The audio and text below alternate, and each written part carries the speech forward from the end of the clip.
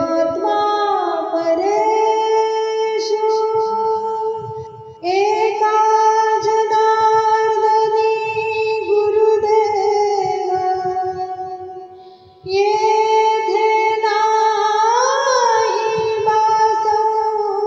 संशय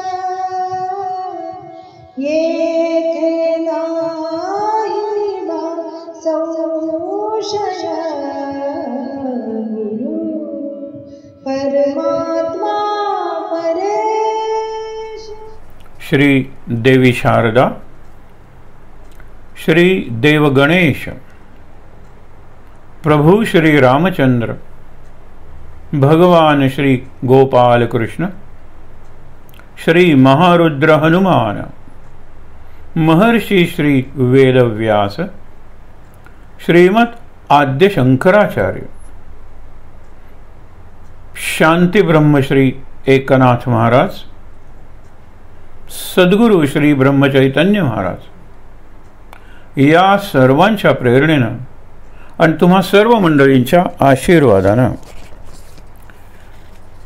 एकनाथी हरिपाठ हा जो विषय आपण घेतला आहे आणि 6 दिवस आपण त्याच्यावर सहचिंतन करणार आहोत।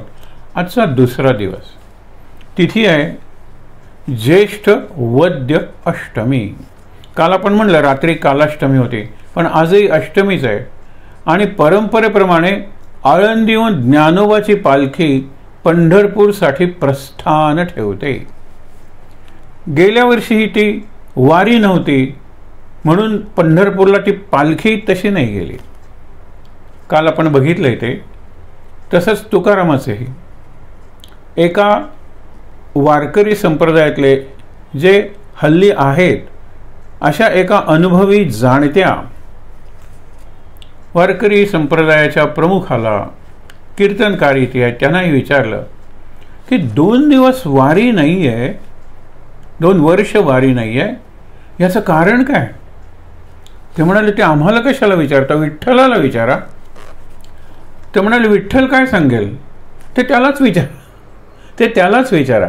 वरवर तुम्हाला वाटेल हे किती उथळ उत्तर आहे, पण ते खरंच उत्तर आहे की तो विषाणू का तयार झाला त्या विठ्ठलाच्या मनात, की जो विटेवरचं परब्रह्म हे लक्षात ठेवा, विटेवरचं परब्रह्म, त्याच्या मनात मानवाला काय शिकवायचंय, कोणता धडा द्यायचा आहे, कोणत्या परिस्थितीबद्दल येणाऱ्या याच्यापेक्षा भयंकर परिस्थितीबद्दल सावध सतर्क तयार करायचं आहे, दक्ष कसं राहायचं हे शिकवायचं आहे। कारण मांजरी तुम्हाला बघा, आपल्या पिलांना उंदीर मारायला शिकवते तेव्हा ती उंदराला पूर्ण मारत नाही। उंदीर जरा इकडे तिकडे असं जाऊ शकतो, ती मग तिचं लक्ष त्या उंदरावरच असतं, पण ही मुलं जातात त्याला पंजा मारतात, असं करतात तसं करतात, उंदराला ठार मारतात। तशी पूर्वतयारी आहे का आपली, का कुठल्या तरी आधी केलेल्या कर्माचं हे फळ आहे? आधी केलेल्या कर्माचं फळ तर नक्कीच आहे। म्हणजे पांडुरंग काय सांगेल की मला तुमची वारी नको, मला तुमची भक्ती मान्य नाही आहे? कदाचित हे उत्तर असू शकतं। ज्या पद्धतीने सध्या वारी, ज्या पद्धतीने सध्या कीर्तन परंपरा, त्यांना तो प्रश्न विचारला होता की तुमची शुद्ध कीर्तन परंपरा आहे, सध्या कीर्तनाच्या नावाखाली, ते म्हणाले पूर्वी कीर्तनात विनोद असायचा, आता विनोदात कीर्तन असायला लागलेलं आहे। याखेरीज जास्त मी काही बोलणार नाही या विषयावर। भलत्याच दिशेने जायला लागलेलं आहे। श्रोत्यांना हसवायचं, मग त्यासाठी कोणत्याही पातळीला जायचं, याला कीर्तन म्हणत नाहीत, याला शाहिरी म्हणत नाहीत, लक्षात ठेवा। काही पथ्य पाळायचे असतं। वाल्मिकींनी सुद्धा, आणि तेच कीर्तनकारांनी पाळावं असं रामदासांनीही सांगितलेलं आहे की ज्यावेळेला स्त्रीच्या देहाचं वर्णन करण्याचा प्रसंग येतो तेव्हा तुम्ही तपशिलात जाऊन करूच नका। म्हणजे आता सीतेचं वर्णन राज्याभिषेकाच्या वेळेलाही करता येईल, सीता लग्न करून आली तेव्हाही करता येईल, अशोक वनात ती होती तेव्हाही करता येईल, पण नाही करायचं।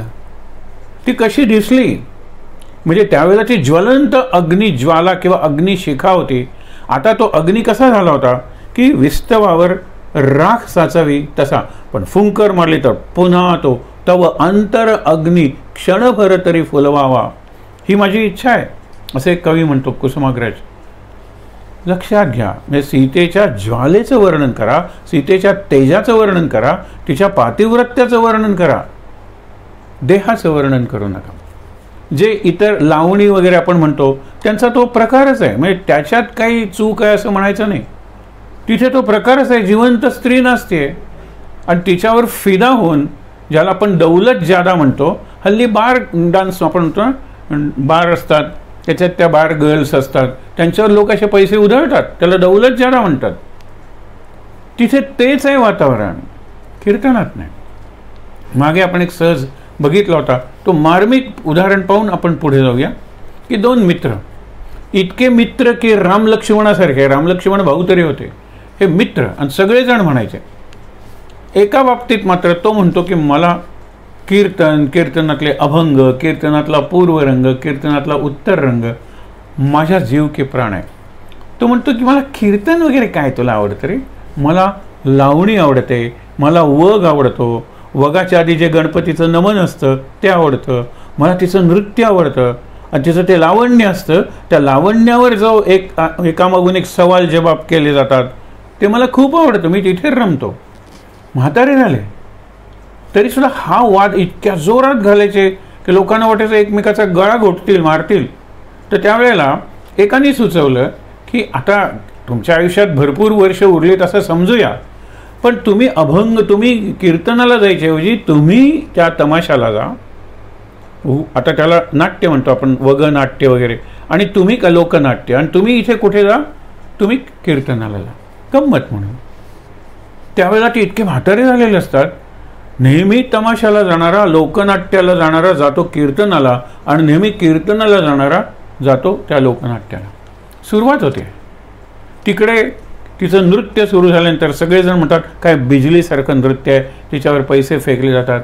त्यावेळेला तो म्हणतो की आत्ता कीर्तनात पूर्वरंग सुरू झाला असेल, मूळ पद्य म्हणलं असेल, आणि परत परत रामनाम म्हणून घेत असतील, आणि काही कीर्तनकार तर पायात घुंगरू बांधून येतात आणि त्याचा एवढा छान घुंगरूचा तो छंद किंवा नाद, आणि त्याच्यावर ते नृत्यसुद्धा करतात, गिरकीसुद्धा मारतात. काय छान. आणि हे काय. त्यावेळेला तो कीर्तनाला गेलेला म्हणतो काय बोरिंग प्रकार, पुरुषाला नाचताना बघायचं. आता तिथे काय चाललं असेल, वग चाललं असेल, कृष्णाने अडवलं असेल, मावशीबाईंना वगैरे वगैरे, हा तिथे. त्यावेळेला तिकडे वैकुंठात त्यांना सांगितलं तर किंवा यमाच्या राज्यात की अरे त्यांना घेऊन या, बरोबर वेळ झालेली आहे दोघांची. आणि जो कीर्तनात असतो ना त्याला ते नेतात यमाकडे, म्हणजे आपण म्हणूया नरकाकडे. खरं हे प्रातिनिधिक गोष्ट आहे म्हणून ना, ह्याला जाणारा नरकात आणि ह्याला जाणारा स्वर्गात असा डायरेक्ट ट्रॅफिक नसते, हेच सांगायचं इथे. आणि जो कीर्तन लोकनाट्याला गेलेला असतो त्याला स्वर्गात नेतात, कीर्तनाला गेलेला असतो त्याला नरकात नेतात. हा काय प्रकार आहे. देहाने तुम्ही कुठे आहात हे महत्त्वाचं नसतं, मनाने तुम्ही कुठे. हा नेहमी कीर्तन पाहणारा लोकनाट्याला जरी असला तमाशाला तरी तो कीर्तनातच होता, आणि हा कीर्तनाला देहानं जरी गेला तरी तो इकडेच होता. हे महत्त्वाचं आहे. म्हणून पांडुरंगाच्या मनात काय आहे हे माहीत नाही. आपण फक्त प्रार्थना करूया की लवकरात लवकर इतकी परिस्थिती पहिल्यासारखी होऊ दे की पुढची वारी, या 2 वारींचा आपल्याला जो आपण म्हणतो नाही की बॅकलॉग भरणारी भव्य अशी करू द्या. ही प्रार्थनाच फक्त आपण करू शकतो. विठ्ठलाच्या मनात काय आहे ते आपल्याला कळणार नाही. मुद्दा काय आहे की आज ज्ञानेश्वरांची पालखी निघाली असते. पालखी खांद्यावरून नेणं हा अत्यंत चांगला नम्र करणारा प्रकार आहे. मी माझ्या गुरुना, मी माझ्या देवाना, मी माझ्या संताला खांद्यावरून घेऊन जातो आहे. पण पालखीच घेऊन गेली पाहिजे. त्या पालखीत ज्ञानेश्वरांच्या पादुका आणि ज्ञानेश्वरांच्या मुखवटा असला पाहिजे. ज्ञानेश्वरी ही बऱ्याच वेळेला असते, पण ज्ञानोबांना कुठली पालखी आवडली असते. अशी जाणारी रस्त्याने त्यांना आवडलीच असते, कारण त्यांनीच त्याच्यात व्यवस्था. कारण त्या वारीचे जे गुण आहेत ना, ती वारी देवदुर्लभ म्हणलेली आहे. पण तरीसुद्धा विचारांची वारी, चिंतनाची वारी, कारण आपल्याला आता चालणं शक्यच नाही आहे, ती ज्ञानोबांना आवडली असते. कारण ज्ञानाचे ईश्वर आहेत, ज्ञानाचे देव आहेत ते. आणि त्यामुळे काय की अत्यंत चांगली वारी चिंतनाची. काही वेळा आपण मानसवारी केली होती, आता चिंतनवारी करूया.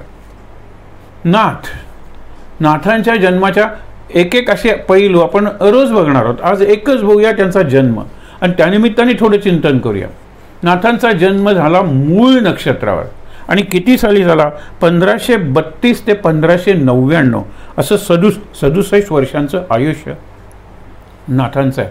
1599 आणि साधारणतः 1605ला तुकाराम जन्मले.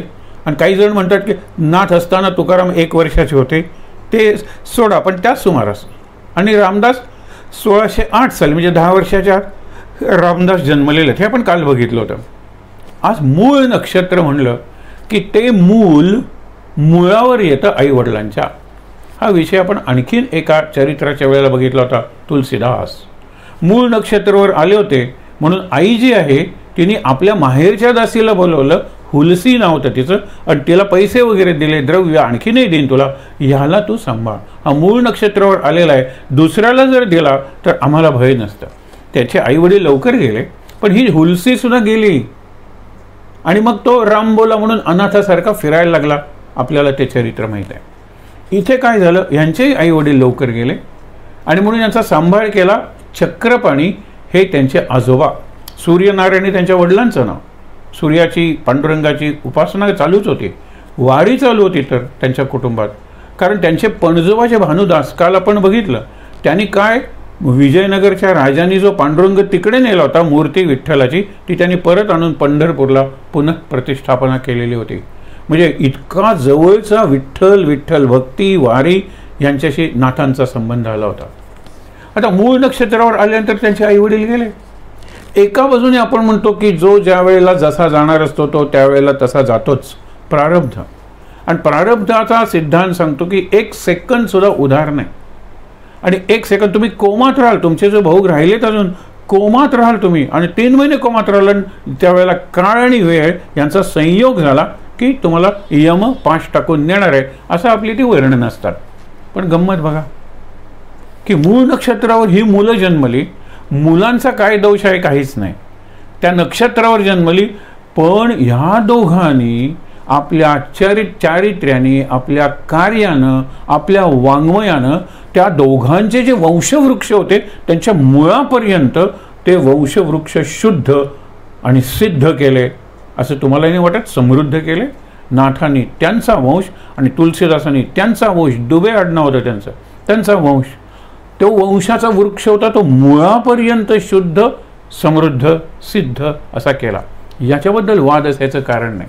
कारण आजही नाथ भागवत आणि आजही तुलसी रामायण इतकी शतकं झाली तरी लोकांना पवित्रच वाटतात आणि मार्गदर्शन करतात. मार्गदर्शन म्हणजे जीवनाच्या कटकटीतून सुटून त्यातल्या त्यात याच जीवनात राहून, याच संसारात राहून, याच परिस्थितीत राहून आनंदात राहायला शिकवतात. नाथांचा तोच प्रयत्न त्यांच्या या हरिपाठात आहे. आपण बघितलं होतं काल. आपण बघितलं हरिपाठ म्हणजे हरिनामपाठ. लोकांना कळत नाही की हरी हरी म्हणायचं, म्हणून आज आपण हरये नमः हरये नमः हरये नमः म्हणलं. आजचा जो अभंग आहे छोटा आहे, पण त्याच्यात 10 वेळा हरी हरी हरी हरी शब्द येतो. हाच की हरिपाठ. रामरक्षेत राम शब्द कितीदा येतो? तेच की रामनाम. म्हणजे त्या स्तोत्रांची रचनाच अशी असते की ज्या देवाचं किंवा ज्या संताचं ते स्तोत्र असतं, लक्षात ठेवा, त्याचं पुन्हा पुन्हा नाम घेतलं जावं, पुन्हा पुन्हा पाठ केला जावा, तशी इथे रचना आहे. पहिल्या ह्याच्यात 10 वेळा हरी, आणि त्याची इतकी सुंदर रचना आहे. आपण तो अभंग हरी वाचण्यापूर्वी मंगलाचरण आपण करतो त्यावेळेला आधी श्लोक म्हणतो. काल आपण ठरवलं होतं की नाथांची किंवा नाथांबद्दल असलेली एखादी रचना आपण बघून पुढे जाणार आहोत. 1च मिनिट लागतं वाचायला. काल आपण सहज मूळ नक्षत्राबद्दल सांगितलं की ह्याने किती कर्तृत्व केलं. आणखीन एक उदाहरण आपण बघितलं होतं. भास्कराचार्य त्यांनी आपलं ज्योतिर्गणित याच्या आधारावर असा मुहूर्त काढला, मुलीचा वैधव्य योग म्हणजे विधवा होण्याचा योग चुकवण्यासाठी. पण नाही चुकला ना. पण त्यांनी काय केलं की सौभाग्यवती हा शब्द फक्त लग्न झालेल्या बायकोला वापरण्याचा प्रघात आहे, पण भाग्यवती आणि सौभाग्यवती लीलावती ठरली. जरी तशी ती विधवा म्हणून परत आली, तिला गणित शिकवलं. दोघांनी गणिताची चर्चा करून त्यात वाढ करून लीलावती नावाचा महान ग्रंथ सिद्ध केला. त्याने भास्कराचार्याने आपलं नाव नाही दिलं, लीलावतीला दिलं. हे केवढं सौभाग्य आहे. महाराजांना सांगितलं 7:30 आहे, तुम्ही हे करा, शनीचं मंदिर स्थापन करा. महाराज म्हणले हो आपण बघितलाय तो. आणि केल्यानंतर काही महिन्यात महाराजांनी हे ठेवला. संपलं जीवन महाराजांचं. आणि मागे त्याच वेळेला सांगितलं होतं शनी जयंतीच्या वेळेला आपलं प्रवचन होतं त्यावेळेला की शनी वगैरे हे सगळे ग्रह आहेत. अरे इतक्या वेळेला ब्रह्मा विष्णू महेशाच्या वरती गुरु असा श्लोक प्रत्येक दिवशी आपण म्हणतो. अनेक जण म्हणतात गुरुर ब्रह्मा गुरुर विष्णू गुरुर महेश्वरा आणि गुरु साक्षात परब्रह्म आणि परब्रह्मापासून हे निर्माण झालेले आहेत. ती जर आहे ना तर ग्रह वगैरे खाली आले. कसली 7.5 आणि कसले ग्रह, कसला शनी आणि कसला मंगळ. हे आपल्याला इथे एक सिद्धांत आपण सांगितला होता. तुम्ही शनीचं स्तोत्र म्हणा, शनीचा मंत्र म्हणा, अगदी चांगलं आहे. पण ते करताना मनाची शक्ती वाढते का दुर्बल बनतात.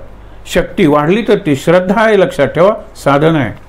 पण दुबळे वाटले आम्ही करतोय हो शनी, पण काय माहीत नाही काय होईल, असा जर विचार आला, असा जर सूर आला तर ती अंधश्रद्धा आहे.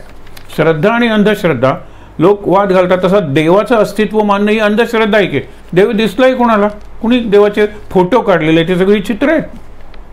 ठीक आहे, आम्ही संतांना देव मानतो, साईबाबा वगैरेंचे फोटो काढलेले आहेत, असू दे, पण तो देव, तो त्रिगुणात्मक, तो दत्त.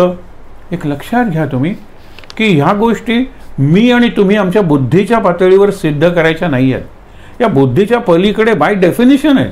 परब्रह्म म्हणजे बुद्धीच्या पलीकडे, मन, इंद्रिय, मन, बुद्धी याच्या पलीकडे त्यांचा प्रांत सुरू होतो. बुद्धीने ते दस फार अँड नो फर्दर, इथपर्यंत मीच येऊ शकते, त्याच्या पुढे मी येऊ शकत नाही.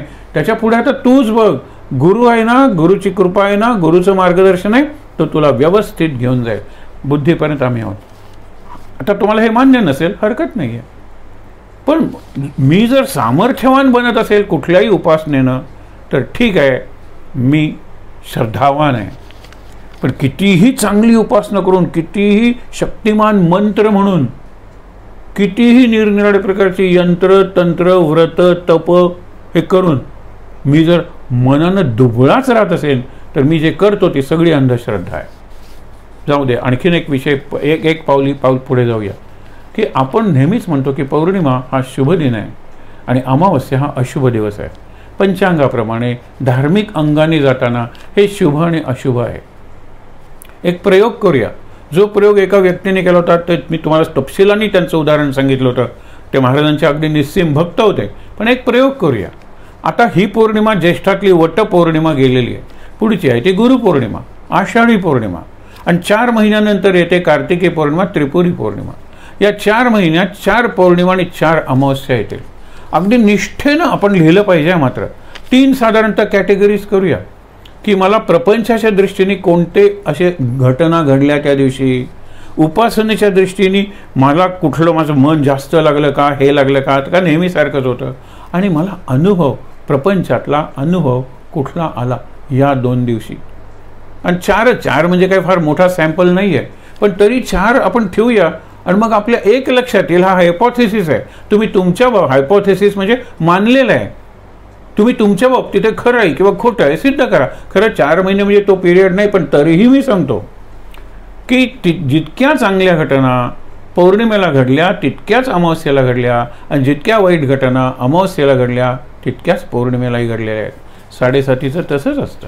7.5 वर्ष म्हणजे मोठा काळ आपल्याला वाटतो, पण 7.5 जीवनातल्या चांगल्याच चांगल्या घटना घडतात आणि वाईटात वाईट घटना घडतात. पण 7.5 शनी वाईट सगळंच काळं, म्हणजे आपण त्याच दृष्टीने बघतो, चांगल्या घडलेल्या घटना विसरतो. एक उदाहरण सांगितलं होतं, कारण हा दृष्टिकोन बदलला पाहिजे. आणि नाथानी वगैरे ही भारुडं वगैरे लिहिली ते हे सांगण्यासाठी का तुमच्या किती अंधश्रद्धा आहेत, किती चुकीचा विचार तुम्ही करता. तर त्याच्यात हा एक विचार आपण केला पाहिजे की एक माणूस येतो आणि हा घडलेला प्रसंग आहे. म्हणलं तुम्हाला एवढं दुःख कशाचं झालेलं आहे. तो म्हणला काय 20 वर्षानंतर मूल झालं आणि ते गेलं. मग किती वर्ष होतं. म्हणजे 1.5 वर्ष ते मूल होतं. पण काय करायचं, 7.5च होती ना. म्हटलं 7.5ची किती वर्ष झालेली आहेत. म्हणाले 5 वर्ष झाली आहेत, अजून 2.5 वर्ष राहिलेलं आहे.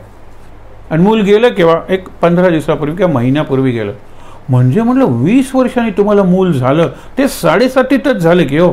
5 वर्ष 7.5 तुमचे चालू आहे. मग तुम्ही गेलं त्याबद्दल का रडता. झालं त्यावेळेला तुम्ही ते सेलिब्रेट केलं असेल, पण त्यावेळेला 7.5ला क्रेडिट नाही दिलं.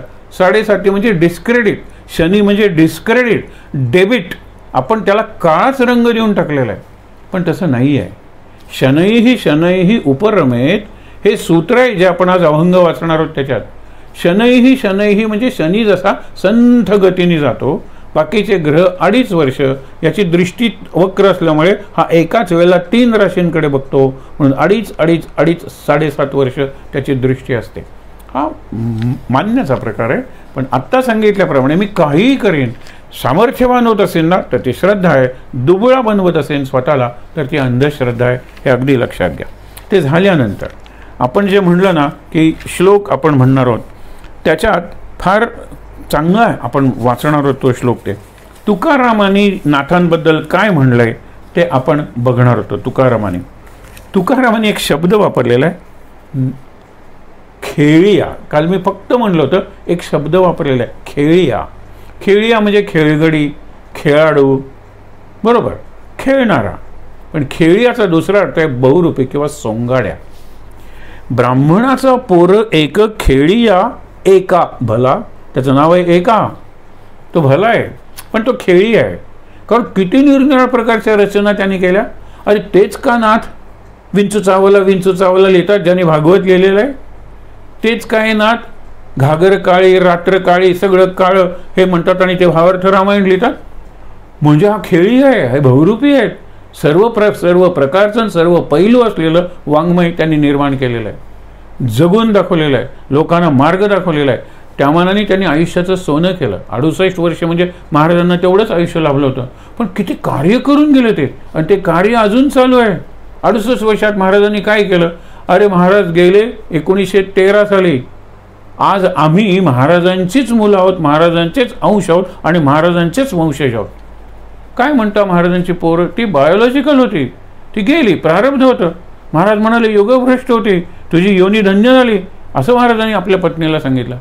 आपण मुलं नाही आहोत का महाराजांची? आपण मुलं नाही आहोत का ज्ञानेश्वरांची, तुकारामाची? मग आपण कशी पालखी नाचवायची? आपण विचारांची पालखी नाचवायची, बाकी काहीच नाही. ती पालखी नाचवणं सोपं आहे, खांद्यावर घेतलं हे घेतलं, त्याच्यात इतर अनेक फायदे आहेत. हा मी तुम्हाला परत गेल्या वेळेला मानसवारीच्या वेळेला सांगितलं होतं की वारीसारखा असा हे नाही उपाय किंवा माध्यम की जिथे सगळे भेद वितळले जातात, विरघळले जातात. वारी आहे. तुम्ही जाती वगैरे काय म्हणता, कुठल्या धर्माचा आहेस तो, कुठल्या देशाचा आहेस तो, काही नाही. सगळे माऊली माऊली म्हणून नमस्कार करतात. आजोबा नातवाला नमस्कार करतो, माऊली माऊली, आणि सगळेच माऊली असतात. इथे ज्ञानबा तुकाराम इतकाच किंवा जास्त माऊली माऊली माऊली त्याचा गजर होत असतो. माऊली किती गोड अक्षर आहेत, किती आपण म्हणतो सॉफ्ट मृदू अशी ती व्यंजन आहेत. ऊ स्वर आहे पण माऊली माऊली माऊली खूप बरं वाटतं. ते विठ्ठल विठ्ठल जोडाक्षर आहे पण माऊली माऊली खूप छान. हे विचार करण्यासारखं आहे. पण तरीसुद्धा ब्राह्मणाचा पोर एक खेळिया एका मला मुद्दामून ब्राह्मणाचा उल्लेख केलेला आहे. कारण त्यांनी महाराजांच्या वस्तीत जाऊन जेवलेले आहेत, महाराजाच्या पोरीला उचलून कडेवर उचलून आणून ठेवलेलं आहे. आणि मुख्य म्हणजे श्राद्धाला या ब्राह्मणाने बाकीच्या याचा विरोध केल्यानंतर ते म्हणाले काही हरकत नाही. ब्राह्मणांच्या मनात आलं होतं, ते वास घेत होते नाथांच्या ह्याच्यात झालेल्या स्वयंपाकाचा. ते म्हणाले अरे या ना आत, वासाने कोणी तृप्त झालाय का, जेवा यथेच्छ जेवा. ही क्रांती होती नाथांची, म्हणून ब्राह्मणाचा उगीच उल्लेख केला नाहीये. तो वेडा आहे, तो खेळी आहे, सोंगाडे आहे, आणि मन प्रेमाने म्हणलेलं आहे त्याचं. तेने जन खेळकर केला रे, हे महत्वाचं आहे ना. तो नुसता खेळिया स्वतः आणि आपल्यासारख्यांच्यात खेळत राहिला नाही, जन बहुजन समाज खेळकर बनवला. काय तुकारामाचे शब्द आहेत, खेळकर बनवला म्हणजे काय? आपण म्हणतो ना प्लेफुल, आनंददाय आनंदमय बनवला. भेद वगैरे त्यांनी त्यांच्यापुरते इतके घालवले, गाढवाच्या तोंडात गंगा घातलेली आहे. म्हणून म्हणतो काय काय केलेलं आहे. आणि शेवटी संस्कृतमधला भागवतासारखा ग्रंथ मराठीत आणला. सगळ्या प्रकारची क्रांती केलेली आहे नाथांनी. गंमत बघा, एक ती यायची ना वेश्या म्हणाली माझ्या घरी आल का नाही, तुम्हाला विठ्ठलाची. मग ती एवढी बनली की पुढे जवळजवळ मुक्त होण्यापर्यंत त्याची हे झाली, प्रगती झाली. म्हणजे बघा ना तुम्ही, असं कुठलाही समाजाचं अंग नाही आहे की ज्याला खेळकर बनवलेलं नाही आहे कोणी. या खेळिया एका म्हणजे एका जनार्दनेने. ब्राह्मणाचा पोर एक खेळिया एका भला, तेने जन खेळ कर केला रे, जनार्दन बसवंत. उपास्य दैवत हे गुरु बसवंत. जनार्दन बसवंत करुनिया तेने वैष्णवांचा मेळा मिळविला रे. वैष्णवांचा मेळा म्हणजे खूप म्हणजे भानुदासांनी जर घातलेली आहे तर त्याच्यानंतर ज्ञानेश्वर वगैरे या सगळ्या त्यांच्या तारखा वगैरे आपल्याला म्हणतात ते जुळत नाहीत. पण बऱ्याच वेळेला आपण कशाला तारखांच्या जंजाळात अडकायचं, कोण आधी कोण नंतर एवढं कळलं म्हणजे पुरे झालं. एकची घाई खेळता खेळताला एकच घाई होती तुकाराम म्हणतात. एकची घाई खेळता खेळता आपणची बसवंत झाला. हे गुरु सद्गुरू केला जनार्दन आणि नंतर सद्गुरूंची भक्ती लावली, स्वतः इतकी भक्ती केली सद्गुरूंची आणि खेळता खेळता स्वतःच तो अत्यंत थोड्या वेळात, घाई म्हणजे अत्यंत थोड्या वेळात स्वतःच बसवंत झाला हे सांगितलेलं आहे. आता आणखीन एक नाथांचा वाचूया, कारण त्याच्यात सगळ्या हरिपाठाचं सार आलेलं आहे. तुमचे नामसंकीर्तन हेच माझे संध्या स्नान. काल स्नान संध्या म्हणलात ना, तुमचे म्हणजे हे विठ्ठला, तुमचे नामसंकीर्तन हेची माझे संध्या स्नान, तुमच्या पायाचे वंदन हेची माझे अनुष्ठान. ठराविक वेळात ठराविक संख्येनं एखाद्या मंत्राचं स्तोत्राचं आपण जे ठरवतो त्याला अनुष्ठान म्हणतात. कधी कधी संख्या 13 कोटी, पण मी 3 दिवसात इतकं करेन, हे स्तोत्र म्हणेन, अशी देवाची पूजा करेन, अनुष्ठान असतं ते, त्याला कालाची एक सीमा असते. म्हणून दुसऱ्या तुमच्या पायाचे वंदन हेची माझे अनुष्ठान, तुमच्या पायाचा साक्षेप सेवा, प्रयत्नपूर्वक तुमच्या पायांची जी सेवा केलेली आहे, तुमच्या पायाचा साक्षेप हाची माझा कालक्षेप. कालक्षेप म्हणजे असाच मी काळ घालवतो. काय करण्यात घालवता म्हणजे काय, त्यांच्या पायाची सेवा. कोणाच्या? विठ्ठलाच्या. विठ्ठलाच्या पायाचे काय करणार म्हणजे विठ्ठल मला सगळ्यांच्यात दिसतो ना. ती तर पहिली ओळ आहे. आज आपण जो पहिला अभंग वाचणार आहोत त्याला हरिदासाचं वर्णन केलेलं आहे. काय आहे ते बघूया ना नंतर. सोप्पं आहे, अगदी सोप्पं. नंतर तुमच्या पायाचा साक्षेप सेवा हाची माझा कालक्षेप, मी जीवन असंच घालवतो. तुमच्या प्रेमे आली निद्रा तीच माझी ध्यान मुद्रा. आपण तो श्लोक म्हणतो, फार सुंदर आहे श्लोक, तो रामाचा श्लोक आहे. श्री रामचंद्रा करुणा समुद्रा ध्यातो तुझी राजस योग मुद्रा, नेत्री नये तुझवीण निद्रा, कै भेटसी वामचला सुभद्रा. हे लक्षात घ्या. तसा प्रकार आहे की तुमच्या प्रेमे आली निद्रा हीच माझी ध्यानमुद्रा, एका जनार्दनी सार ब्रह्मरूप हा संसार. नुसतं ते देवरूप म्हणत नाहीत, ब्रह्मरूप सद्गुरू रूप, तिकडे मला सगळं त्यांचंच दर्शन होतं. आता लक्षात घ्या की आपण पहिला अभंग वाचायला सुरुवात करूया. या अभंगाची वैशिष्ट्य काय आहेत तुम्हाला वाचल्यानंतर कळेल. रचनाच अशी आहे की पहिला जो एक कडवं असतं त्याचा चौथा शेवटचा चरण आहे, त्याचा जो शेवटचा शब्द आहे तो पुढच्या चरणाचा म्हणजे पुढच्या कडव्याचा पहिला शब्द आहे.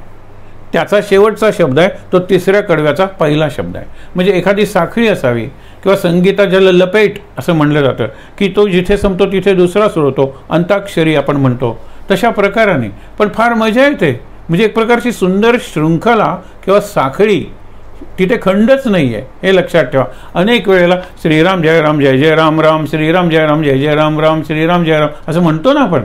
तो राम जो आहे ना तो दुवा आहे.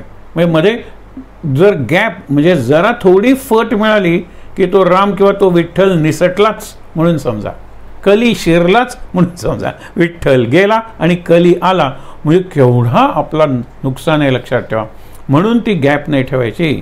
इथे आता कसं केलेलं लक्षात ठेवा की पहिल्यांदा त्यांनी सांगितलंय, हां जशा गीता अनेक झाल्या तशा हरिपाठ अनेक झाले, पंचरत्न जे प्रमुख काल सांगितलेले आहेत. पण आज अभ्यासाला सुरुवात करणार आहोत म्हणून पुन्हा सांगतो की निवृत्तीनाथ नामदेव ज्ञानदेव हे एका काळातले त्यांनी हरिपाठ लिहिलेले आहेत.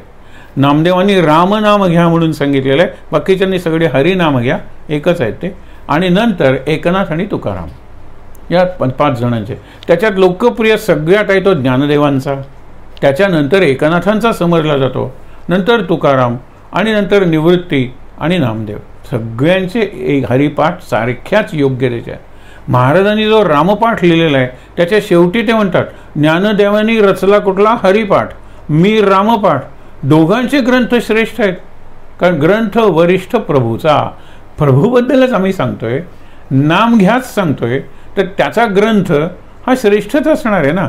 तो अनंत आहे, मग मी त्याचं एवढंच वर्णन केलं तरी ते अनंतच असणार आहे ना. काय सुंदर आहे बघा. सगळी एक मागे तुम्हाला सांगितलं होतं, डोळे बंद करून आज रात्री झोपताना विचार करा की हे काय म्हणतात की तो परमेश्वर जर अनंत आहे, अनंत कोटी ब्रह्मांड नायक तुम्ही म्हणता, ते अनंत असं जे ब्रह्मांड आहे, असं जे वर्तुळ मानलं तर त्याचं सेंटर कुठे असेल? आता तुम्ही 3 इंचाचं वर्तुळ काढला तुम्ही, आणि जो सर्कम्फरन्स परिघ आहे त्याचा सेंटर दाखवता येतो, पण अनंत परिघ आहे, त्याचा केंद्र कुठे? कुठलाही बिंदू केंद्र असू शकतो. म्हणून त्या अनंताच्या वर्तुळाचा किंवा अनंत कोटी ब्रह्मांडाचा केंद्रबिंदू माझ्यातून जातो असं का नाही? तुझ्यातून जातो, तिच्यातून जातो, सगळ्यांच्यातून जातो. लक्षात ठेवा, हा केवढा आतून रिॲश्युअर करणारा किंवा आत्मविश्वास वाढवणारा विचार आहे. अरे तो अनंत कोटी ब्रह्मांड नायक, त्याचा जो बिंदू आहे तो माझ्यातून जातो, म्हणजे माझ्या आत तो आहे, अंश रूपाने असेल, पण अनंततेचा अंश म्हणजे अनंतता, हे लक्षात घेण्यासारखं आहे. म्हणून पहिलं सांगितलं, हरीची या दासा हरी दाही दिशा. हे मगाशी मी तुम्हाला सांगितलं, हरीची या दासा हरी दाही दिशा, भावे जैसा हरी एक. भाव तुम्ही जर ठेवलात तर हरी एकच आहे सगळ्यांच्यात. पुढे, हरिमुखी गाता हरपली चिंता. हरिमुखी गाता हरपली चिंता, त्यांनाही मागुता जन्म घेणे. जन्म घेणे, आता जन्म घेणे आलं ना तर पुढच्या कडव्याला जन्म घेणे लागे वासनेच्या संगे, तोची झालो अंगे हरिरूप. आता शेवटी हरिरूप आलं ना, पुढच्या कडव्यात हरिरूप झाले जाणीव हरपले. हरिरूप झाले जाणीव हरपले, मी तू पण गेले हरीचे ठाई. हरिरूप ध्यानी हरिरूप मनी, एका जनार्दनी हरी बोला. 10 वेळा हरी आलेला आहे. आणि म्हणून लक्षात ठेवा, हरी हरी हरी हरी हरी हरी म्हणलं की हा हरिपाठ झाला, म्हणजे हरिपाठाचं नाथांच्या हे कडवं झालं. अर्थ बघूया आता. त्यांनी काय सांगितले, हरीची या दासा, हरिदास किंवा हरदास म्हणजे जर आपण कीर्तनकार घेतले, सगळेच तसे, पण बघा ना, त्यांना सगळीकडे 10 दिशाला हरी दिसला पाहिजे, तर हरिभक्तीपरायण. हरी म्हणजे कुठे? कणाकणात व्यापून असलेला. म्हणून एका कीर्तनकाराचा अनुभव त्यांनीच सांगितलेला. ती म्हणाले, मी एका गावात गेलो होतो. हे कीर्तनकार म्हणजे ते शुद्ध आणि त्यांचं पूर्णपणे शाकाहार, कदाचित लसूण आणि कांदासुद्धा खात नसतील, तेजस्वी. त्यांनी ज्या अनेक कीर्तनं आपल्या आश्रमात वांतेच्या झालेली आहेत. तर लक्षात ठेवा, ते एका गावात गेले होते कीर्तनासाठी. लवकर पोचले होते, सकाळच्या वेळी पोचले असतील, नंतर असेल कीर्तन. तर एक बाई, ती असे मासे पाटली त्यांनी भरलेली होती, आणि ती किती जड असते कल्पना नाही, तिला ती उचलत नव्हती. तिने यांना सांगितलं की जरा मदत करा. यांच्याकडे ती सगळं साहित्य ना, कीर्तन का पगडी वगैरे सगळं. त्यांनी कोणाला बरोबर मी त्या देवळाच्या तिथे भडीजे त्यांच्याकडे हे नेऊन पोचव. आणि त्यांनी तिला ती मासळीची पाटली उचलून तिच्या डोक्यावर ठेवली. ते म्हणाले, मी काय करत होतो? ती माऊली नाही आहे का? जिला मी मदत करत होतो ती माऊली नाही का? आणि मासळी, तुका तळमळी जैसे जळावीण मासोळी, ती जळावीण मासोळी होती ना, कल्पना करा. तुका तैसा आपण म्हणतो, I am dying heart to meet you, dying to meet you. तसे मी विठ्ठला तुला भेटण्यासाठी जळावीण मासोळीसारखी माझी अवस्था झालेली आहे. म्हणाले, मला काही नाही. नंतर आंघोळ केली वगैरे. हे मी तुम्हाला मुद्दामून सांगतोय की शेवटी माणुसकी म्हणून मला जर वागायचं असेल तर तिथे मी ह्या जातीचा आहे, माझं हे पथ्य आहे, मला हा स्पृश्य आहे, हा स्पृश्य आहे. माणुसकीच्या वरती कुठलं मूल्य आहे? आणि म्हणून माणुसकीच्या वरचा कुठला धर्म आहे? आपण हल्ली गाणं म्हणतो, माणसाने माणसाशी माणसासम वागणे, पण मानवता हा एकच धर्म आहे, सर्व धर्मातल्या संतांनी सांगितलेला आहे.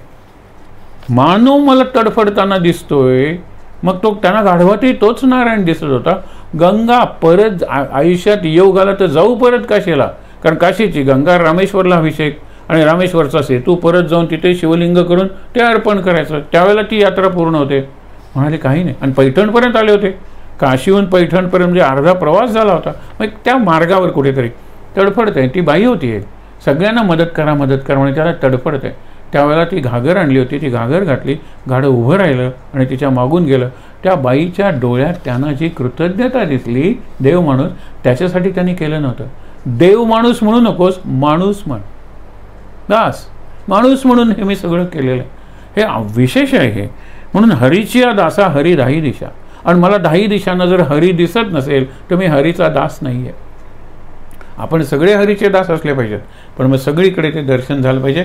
कचऱ्यात सुद्धा आज कचऱ्यापासून किती निरनिराळ्या प्रकारची खतं तयार करतायत. तो प्लास्टिकचा कचरा म्हणजे प्रश्नचिन्ह होतं. आता तो रस्त्यात घालतात, त्याचे बारके तुकडे करून निरनिराळ्या ठिकाणी वापरतात, ते रिसायकल करून काय आता सगळे प्रकार करायला लागलेले. कचऱ्यात व्हॅल्यू ॲडिशन जर केली, व्हॅल्यू ॲडिशन म्हणजे काय की तुम्ही मूल्यवर्धन केलं त्याच्यात, तर हे करता येईल आपल्याला. त्याचं मूल्यवर्धन म्हणजे मूल्य वाढवतो, किंमत नाही, प्राईस नाही. प्राईस म्हणजे किंमत आहे जी तुम्हाला पैशात मोजता येते. महत्त्वाचं आहे ते मूल्य वाढायचं. मूल्य म्हणजे व्हॅल्यू. प्राईस आणि व्हॅल्यूमधला फरक लक्षात घेतला पाहिजे.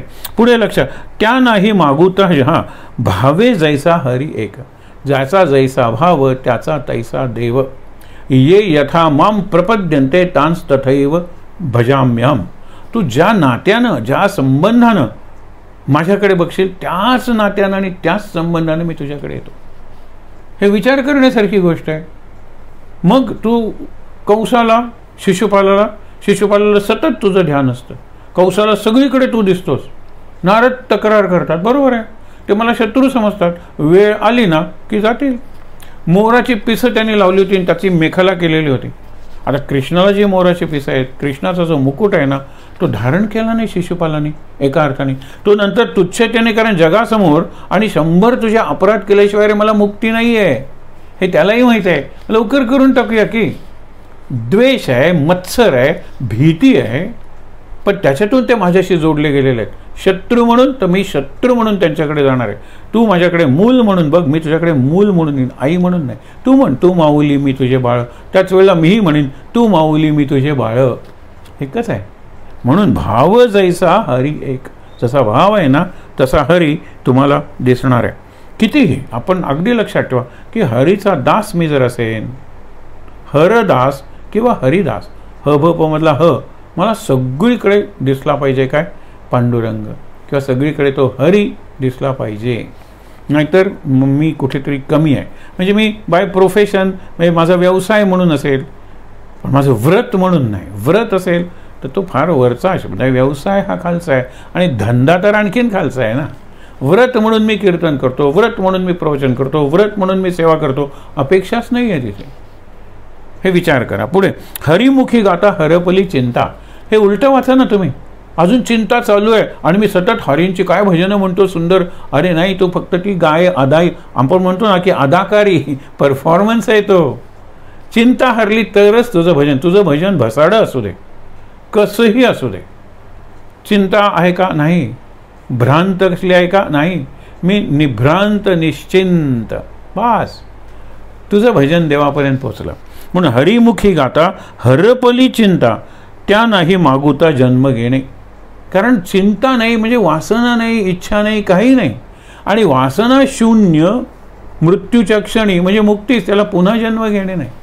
आपण ज्याला म्हणतो अपुनरागमनम, पुन्हा येऊ नका या जगात. नाही, मला तुकारामाची परिस्थितीच निराळी होती. पुन्हा पुन्हा मला गर्भवासी घाला, पुन्हा पुन्हा जन्म घ्या. आणि मुक्तीच्या माथ्यावर नाचणारी भक्ती मी करणार आहे, कालियाच्या माथ्यावर नाचणाऱ्या कृष्णासारखी. हे विचार करा, कृष्णाची ती भक्ती म्हणजे शक्तीचं प्रदर्शन होतं. माझी भक्ती काय अशी बावळट आणि भ्याड आहे का? ती सुद्धा शक्तिमान आहे. बळी पाहिजे 16 वर्षी पोळी मिळवायला, तसं भक्तीचं फळ मिळवण्यासाठी तुम्ही हे पाहिजे, तयार पाहिजे, सामर्थ्यवान पाहिजे. म्हणून त्यांनी सुरुवातीला विचारतात ना की मला पाहिजे आत्माचा. तर कुणाला आत्मज्ञान होईल? तर त्याच्या बलहीनेन लभ्या सांगितलेलं आहे. बलहीन जो आहे त्याला काय आत्मज्ञान होणार आहे? बलवान जो आहे तो आत्मज्ञानाचा अधिकारी आहे. पुढे बघा, जन्म घेणे लागे वासनेच्या संगे. आता वासनाच जर नष्ट झालेली आहे तर जन्म पुढचा कशाला घेऊ? वासना ज्याप्रमाणे असते त्याप्रमाणे जन्म येतो. म्हणजे शेवटी माझी वासना कशी असली पाहिजे? आपण बघितलंय ते कृष्णाच्या वेळेला, गीतेच्या वेळेला, की शेवटी कसं वातावरण असलं पाहिजे. ते वातावरण बाहेरचं झालं, आतलं माझं मन कसं पाहिजे, माझं चित्त कसं पाहिजे, माझी बुद्धी कशी पाहिजे. आपण एरवी जे शब्द वापरतो, बुद्धी स्थिर पाहिजे, मन शांत पाहिजे आणि चित्त शुद्ध पाहिजे. ते आकाश आहे, तो दिवस आहे, ते उत्तरायण आहे, हे लक्षात घ्या ना. म्हणून सांगितलेलं आहे, जन्म घेणे लागे वासनेच्या संगे तेची झालो अंगे हरिरूप. हरिरूप झालो म्हणजे मुक्तच झालो ना, हरीशी एकरूप झालो. सायुज्य ही जी मुक्ती अंतिम सांगितलेली आहे, म्हणजे रूपाच्या पलीकडे, एकरूप नाही स्वरूप. एकरूप झालो म्हणजे तुझं रूप मला आलं, पण तुझ्या स्वरूपात मी मिळून गेलो, ती मुक्ती मला मिळाली. हरिरूप झाले जाणीव हरपले. हे लक्षात ठेवा, मी तू पण गेले हरीचे ठाई. हे मी तू पण नाथांचं आवडती आहे.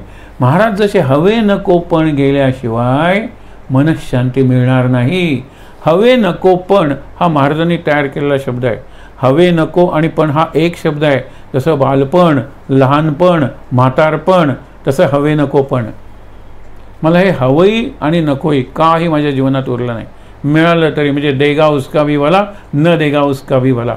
फार वरची अवस्था आहे. म्हणून अलख निरंजन ते करत येतात.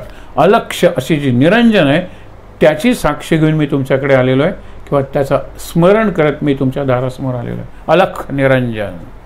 आणि मग देगा उसका भी भला, न देगा उसका भी भला हे सांगितलेलं आहे. हरिरूप झाले जाणीव हरपले, मी तू पण गेले. मी तूपणाची झाली बोळवणं, हरीला समर्पण.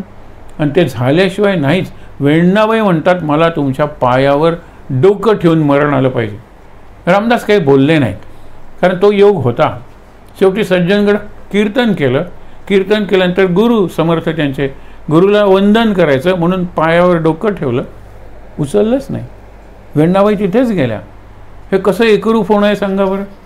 कानपात्रेचं आपण बघितलं होतं, तिला त्या सरदारांनी तिचं सौंदर्य, तिचा आवाज, तिचं गायन बघून बोलवलं होतं. आलेल्याला नाही तर मग पंढरपूर जाळून टाकू, हीच त्यांची असायची काय शिक्षा. पण तुम्ही त्यांना तसं म्हणू नका. दुर्वासाने अशीच सांगितलं होतं, आत्ताच्या आत्ता रामाला जाऊन माझा निरोप सांग, मला त्याला भेटायचं आहे. तो म्हणतो की एकांतात आहे, एक ऋषी आलेले आहेत, मी ऋषी नाही आहे का, अयोध्या जाळून टाकेन. त्यावेळेला लक्ष्मण म्हणाला, अयोध्या जाळण्यापेक्षा मी, कारण एकांतात असताना तुम्ही जर गेलात तर तुमचा वध म्हणजे तुमची प्राश्चित्त म्हणजे काय, देहांत मारणार, मी मरेन पण अयोध्या वाचेल. आणि मग पुढची कथा तुम्हाला माहीत आहे. तर तसं हा जो प्रकार आहे, शेवटचा क्षण तो जर साधायचा असेल तर सतत हरिमुखे म्हणा, हरिमुखे म्हणा. इकडे हरी बोला, हरी बोला. दुसऱ्या अभंगात आहे जो आपण वाचणार आहोत, हरी बोला, हरी बोला. नाही तर काय करा, त्यांनी इथेही सांगितलेलं आहे, हरिरूप ध्यानी हरिरूप मनी एका जनार्दनी हरी बोला. हरिरूप ध्यानी हरिरूप मनी एका जनार्दनी हरी बोला. तीनदा हरी तर या 2 ओळीत आलेला आहे. एका जनार्दनी म्हणजे जनार्दनाचा एका, जनार्दनी म्हणजे जनार्दनात असलेला एका, एकनाथ. आणि एकनाथ हे कुठल्याही परमेश्वराचे, कुठल्याही सद्गुरूंचं नाव असू शकतं, कारण एकच नाथ आहे ना तो परमेश्वर. दुसरा काय, बाकी सगळे अनाथ आहेत त्याच्याशिवाय. एकच नाथ, बाकी सारे अनाथ. म्हणून ज्या वेळेला आपण म्हणतो ध्यानी मनी स्वप्नी जीवनी हरी असला पाहिजे, तेच सांगेल. हरिरूप ध्यानी हरिरूप मनी हरिरूप स्वप्न हरिरूप जीवनी आहे. मग काय, मी आता हरीच झालो. मग हरी बोला, हरी बोला. एक ऐका जनार्दनी हरी बोला. ते हरिमुखे म्हणा म्हणतात, हे हरी बोला, हरी बोला असंच म्हणतात. आता इकडे लक्षात घ्या की ज्या वेळेला आपण हरी शब्द वापरतो त्यावेळेला फार सोपं असं ते नाव आहे. आणि हरीचा अवतार गजेंद्र मोक्षाच्या वेळेला विष्णूने जो घेतला तो हरीचा अवतार. इतर ठिकाणी सुद्धा आहे, हरी धावून आला वगैरे आपण म्हणतो, पण गजेंद्राला आला तो हरी, की तुझी ही जी सध्याची आपत्ती आहे ना तिचं मी हरण करतो. हरमध्ये सुद्धा हरण करतो. तुमची चिंता, तुमची दुःख, तुमच्या यातना, तुमच्या वेदना, त्याचं हरण मी करतो. आता पुढे लक्षात ठेवा की अभंग हे वृत्त जसं आहे ना, 6 अक्षर 6 अक्षर 6 अक्षर आणि 4 अक्षर. आता नको अभिमान 6 अक्षर, नको नको मान 6 अक्षर, सोडी तू सोडी मी पण तोची सुखी 6 6, अगदी क्वचित 5 असतात. पण सुखी झाल्यानंतर पुढच्याच्यातही सुखी, म्हणजे संपूर्ण 25 अभंग आहेत ना त्याच्यात ही साखळी पद्धत त्यांनी वापरलेली आहे नाथांनी. म्हणून हरी बोला ना तरी अबोला. आता अबोला म्हणजे रुसून फुगून का रे अबोला आपण म्हणतो नेहमीच, हा तसा अबोला नाही आहे. बोला, बोलूच नका ना. मौन पाळा, मूक राहा. नाही तर हरी बोला. तो सतत हरी कसं बोलता येईल? बॉसने मला काहीतरी विचारले त्याचे, म्हणून आपण नेहमी बघितलेले नाम घेताना माझ्या मनात जो भाव असतो आणि नाम घेताना ज्या पद्धतीनं मी माझ्या तोंडातून शब्द बाहेर काढतो त्या पद्धतीनं मी बोलणं हे नाम घेणंच आहे, हे लक्षात ठेवा. म्हणजे साहेब हां करतो, हां काही हरकत नाही, जरा वेळ लागेल, मी बसेन, हे नाम आहे. आणि नंतर केबिनमधून बाहेर श्रीराम जयराम जय जयराम मनात चालूच आहे. म्हणून सांगितलेलं आहे की हरी बोला ना तरी अबोला, व्यर्थ गलबला करू नका. गलबला म्हणजे गोंगाट, गोंधळ, मतांचा गलबला कोणी पुसेना कोणाला. ही शंकराचार्यांच्या वेळची परिस्थिती कुठे होती? रामदासांच्या वेळेलाही होती. आणि आता तर विचारूच नका. आता कोणीच कोणाला नेता मानत नाही आहे. प्रत्येकजण स्वतःला नेता समजतोय. आणि कुठे नेता? अधप्पाताकडे नेता, नेणारा तो नेता. पण ग्रेट मॅन थिअरी ज्याला म्हणतात, अवतारी पुरुष, ते दुसऱ्या महायुद्धापर्यंत, दुसऱ्या महायुद्धानंतर जग बदललं आणि लोकशाही, कम्युनिझम या सगळ्या गोष्टींचे जे प्रयोग सुरू झाले, आधी ते सुरू होते पण आता त्याला बघितला सगळा संहार वगैरे, आणि मग काय जीवनातली व्यर्थता लोकांना वाटायला लागली. आहे त्यात भोगूया, सगळंच अनसर्टन म्हणजे अनिश्चित आहे, अनियमित आहे, हा सगळा विचार आला. आणि त्यामुळे एक प्रकारे नास्तिकता आणि आस्तिकतापेक्षा आस्तिक आणि नास्तिकच्या पलीकडे आपण जी म्हणतो अशी धार्मिकता की ज्याला देवारे माजवणं, काही कळत नाही आपण मंत्र म्हणणं, त्यांनी सांगितले म्हणून मंदिरात जाणं, तिने सांगितले म्हणून उपवास करणं, हेच कळलं. मी काय ठरवले माझ्यासाठी, माझ्या कल्याणासाठी. ग्रंथ संतांचे अभ्यासले, अगदी आपण म्हणतो ना की रामकृष्णांची वचनं आणि महाराजांची प्रवचनं, बस एवढे 2 ग्रंथ उरलेल्या आयुष्यासाठी पुरेसे आहेत. बघा तुम्ही, अगदी अनेकांचा अनुभव आहे की रामकृष्णांचं वचनामृत मराठीतलं आणि महाराजांची प्रवचनं, गोंदवलेकर महाराजांची. म्हणून हरी बोला ना तरी अबोला बोलू नका. सोडी मी पण तोची सुखी, तोच सुखी आहे खरा. तोची कितीदा चकार वापरतात हे संत लोक, त्यांचा अनुभव आहे ना, हे स्वानुभवाचे बोल आहे. तोची सुखी, म्हणून सुखी त्याने व्हावे जगा. आता सुखी तिथे शेवटचा शब्द आला, इथे दुसऱ्या कडव्याचा पहिला शब्द आला. तीच शैली त्यांनी सर्वत्र वापरलेली आहे. सुखी त्याने व्हावे जगा निव व्हावे, अज्ञानी लावावे सन्मार्गासी. पुढचे वाचूया. काय सांगितलेलं आहे की ज्याला मार्ग जया कळे भक्तिभाव बळे, जयाची जगाची मेळे न दिसती. योग्य मार्गाचं जर ज्ञान झालं ते त्यावेळेला उदाहरण बघूया आपण. दिसती जनी वनी प्रत्यक्ष लोचनी, एका जनार्दनी ओळखिले. जनी वनी लोचनी, ध्यानी, मनी, स्वप्नी, जीवनी. जर हरी मला दिसला तरच तो सगळ्या वेळेला दिसणार आहे, सगळ्या ठिकाणी दिसणार आहे. जनी वनी आपण म्हणतो ना. बघा त्यांनी काय सांगितलेलं आहे, नको अभिमान नको नको मान, हे त्रिवार सांगितलेलं आहे. ज्यावेळेला दोनदा आदरार्थे लक्षात ठेवा, द्विरुक्ती प्रेम आहे. आग्रह करायचा असेल तर त्रिरुक्ती, सत्य हे त्रिवार, सत्य हे त्रिवार, सत्य हे त्रिवार. त्रिवार जय जयकार रामा, त्रिवार जय जयकार. रावण संहारानंतर राज्याभिषेकाचे ते ऋषींनी म्हणलेलं गाणं आहे. पण आपण श्रीराम जय राम जय जयराम मध्ये सुद्धा त्रिवार जय जयकारच आहे ना रामाचा. जय राम जय राम जय राम आणि श्री, त्रिवार जय जयकार आहे तो.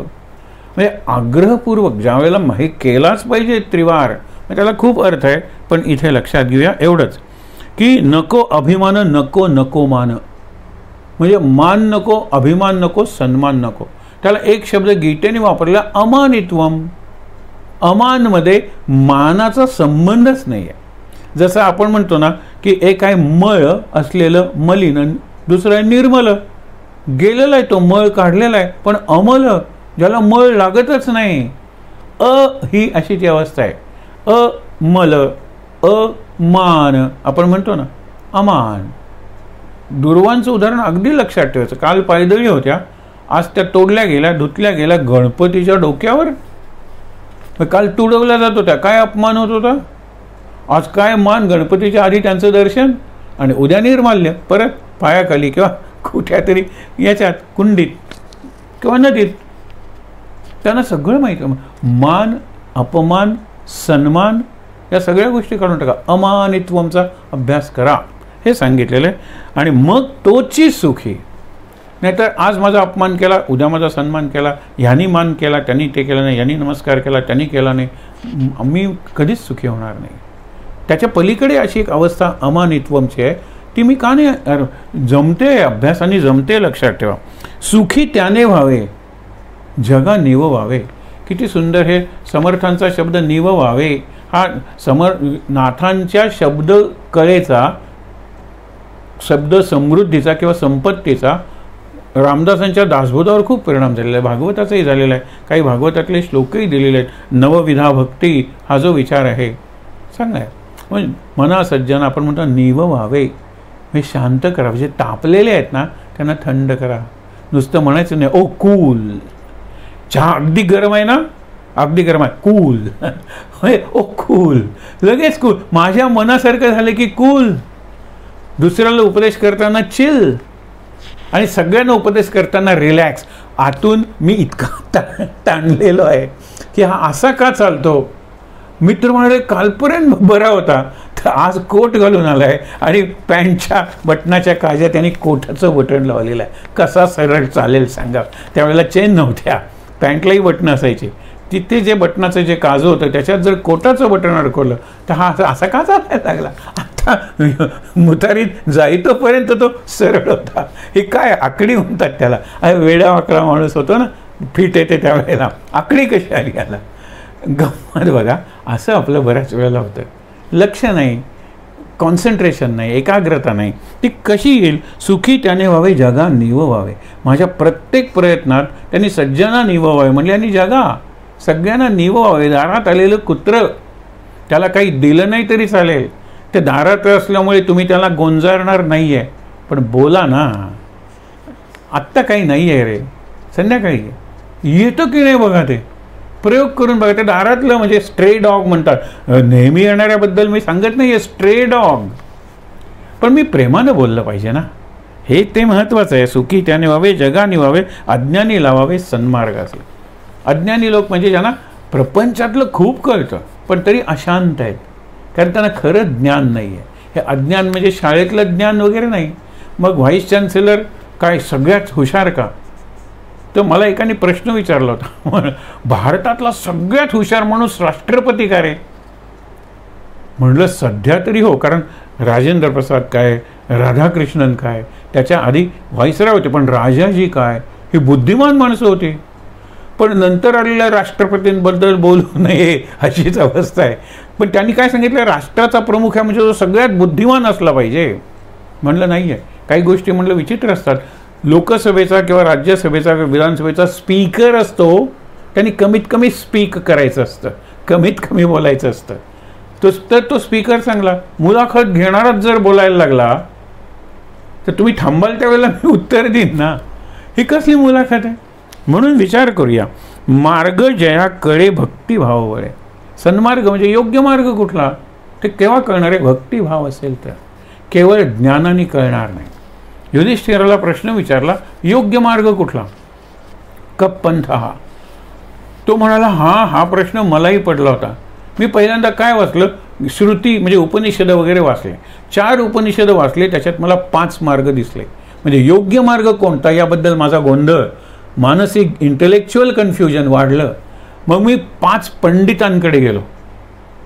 योग्य मार्ग त्याने 10 मार्ग सांगितले. बापरे, माझा तर अभिमन्यू झाला त्या चक्रव्यूहातला. मग शेवटी मी विचार केला की मला कुठे जायचं आहे. मला क्रिकेटमध्ये काहीतरी करायचं आहे तर मार्ग गावस्कर तेंडुलकरमधून जाईल किंवा विराटमधून जाईल, कारण त्यांची कमिटमेंट आहे. मला जर चांगलं संगीत शिकायचं तर ज्या पद्धतीचं संगीत शिकायचं तिथे जे आहे ते ज्या मार्गाने गेले तो मार्ग माझा. महाजनो येन गतस्स पंथा. म्हणजे नुसते भक्त आणि संत नाही आहेत, प्रत्येक क्षेत्रात महाजन आहेत. महाजन म्हणजे महामानव, महापुरुष आहेत प्रत्येक क्षेत्रात. प्रतिभावंत म्हणजे काय, फक्त कविता करणारा किंवा साहित्य करणारा. मूर्तिकार प्रतिभावंत आहे, सायंटिस्ट प्रतिभावंत आहेत, वैज्ञानिक. म्हणून वैज्ञानिक मला असं सायंटिस्ट व्हायचं तर त्यांची चरित्र वाचली पाहिजे, त्यातून मला त्यांचा मार्ग दिसेल. नाही तर काय सायंटिस्ट होणार आहात तुम्ही. म्हणून मार्ग जया कळे भक्तिभाव बळे, प्रेम पाहिजे. मी जे शिकतोय जे करणार आहे त्याच्याबद्दल प्रेम पाहिजे. जगाची ये मेळे न दिसते. मग ते जगाच्या मेळे म्हणजे निरनिराळे मेळावे. जत्रा एक मेळावा आहे, निरनिराळी संमेलनं हा एक मेळावा आहे, निरनिराळे उत्सव हा मेळावा आहे. तिथे ते मला दिसणारच नाही, ते रमतच नाही. या निशा सर्व भूतानाम तस्याम जागृती संयम.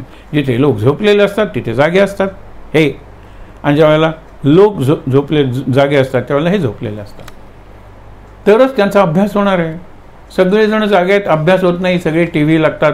तुम्हाला मागे सांगितलं होतं एका मुलीने स्वतः मार्ग शोधून काढला, हा मार्ग चांगला योग्य मार्ग, की मी अभ्यास करताना सगळ्यांचे टी व्ही एवढे जोरात लागले. त्यावेळेला टी व्ही नवीन होता आणि ती रँक येणार बोर्डाला आली रँक, ती पण सांगतो तुम्हाला.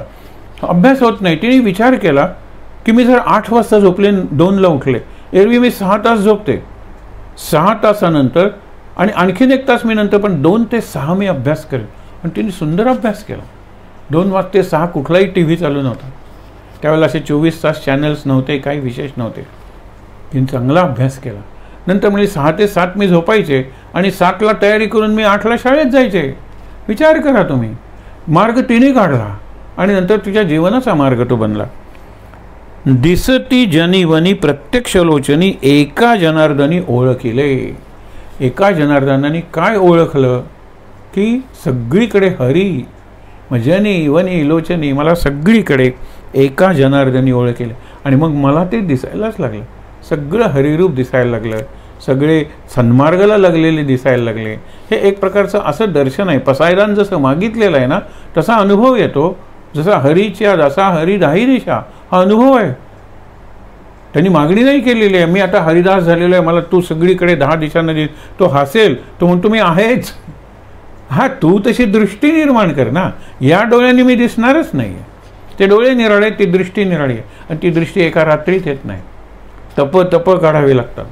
बाबांनी नामस्मरणाच्या अभ्यासामध्ये पहिली पायरी, दुसरी पायरी, तिसरी पायरी, आता 3ऱ्या पायरीवर 36 वर्ष मी नाम घेतोय, अखंड जवळजवळ.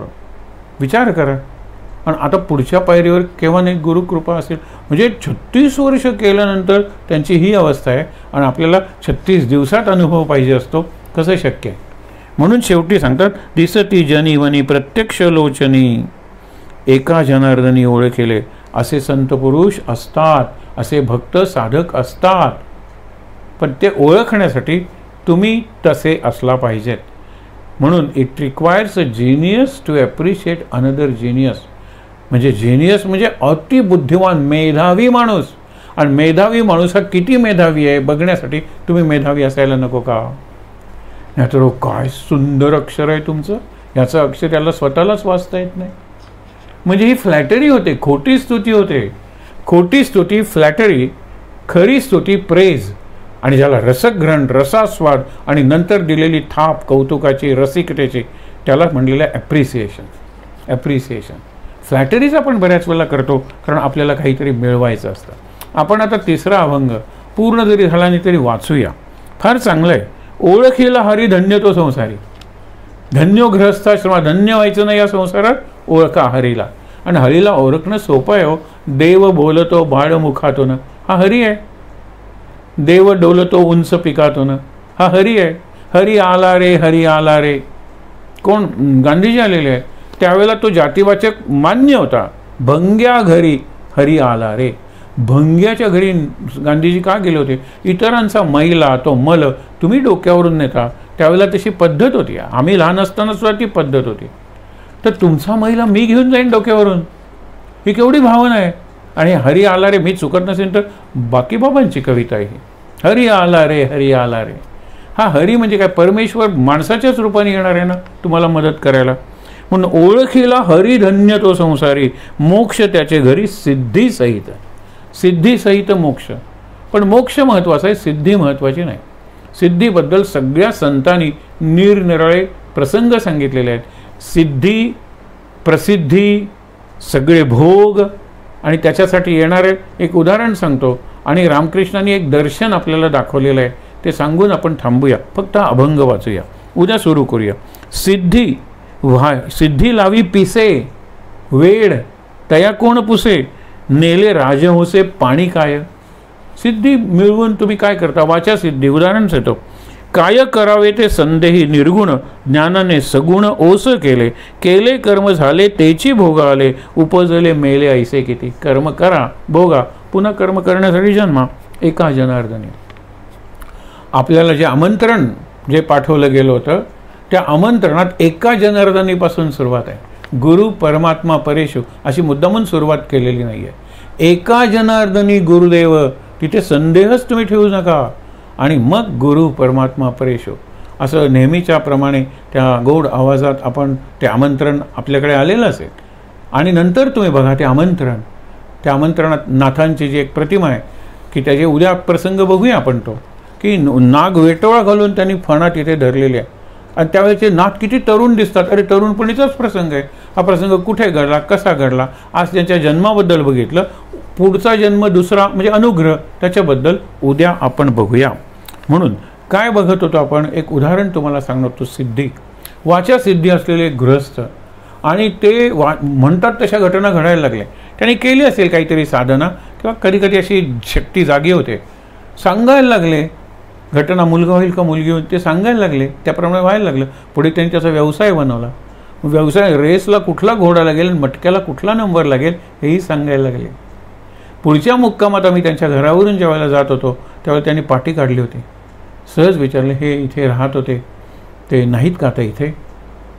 ते म्हणाले नाही त्यांची वाचा सिद्धी गेली.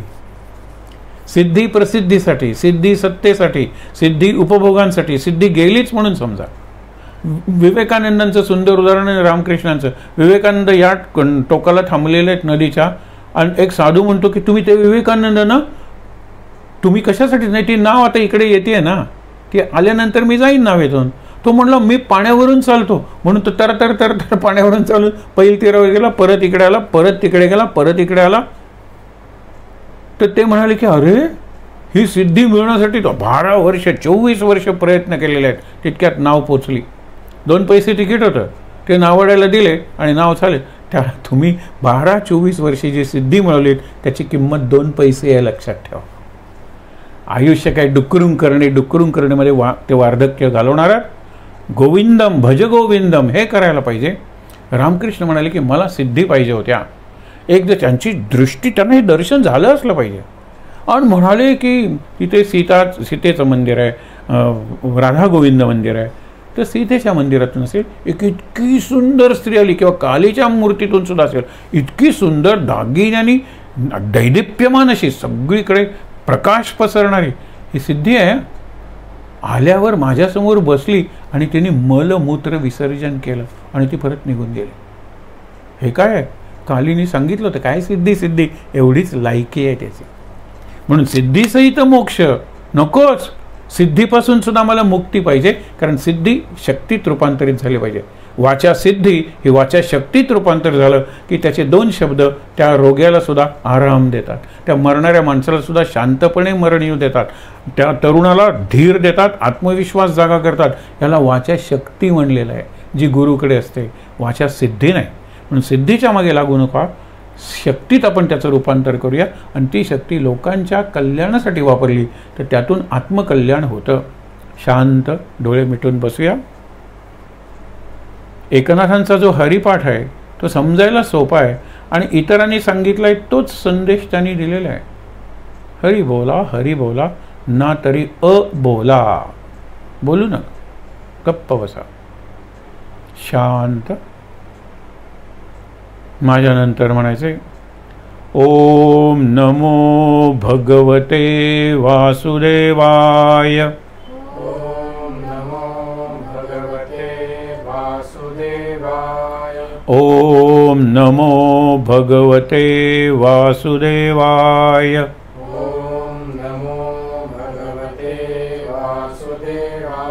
ओम नमो भगवते वासुदेवाय. ओम नमो भगवते वासुदेवाय.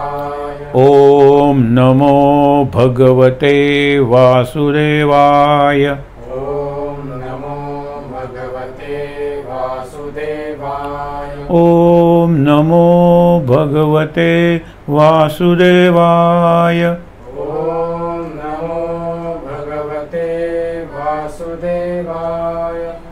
शांत. शक्तिमंत्र. सर्वमंगलमांगल्ये शिवे सर्वार्थसाधिके शरण्ये त्र्यंबके गौरी नारायणी नमोस्तुते. जय नारायणी नमोस्तुते. शांतिपाठ. ओम सहनाववतु सहनौ भुनक्तु सह वीर्यं करवावहै तेजस्विनावधीतमस्तु मा विद्विषावहै. ओम शांति शांति शांति. शांत. तीनदा दीर्घ श्वासोच्छ्वास.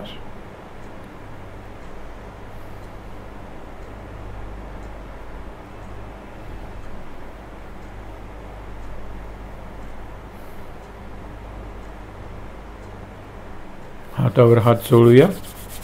चेहऱ्यावर आणि डोळ्यांवर चोळूया.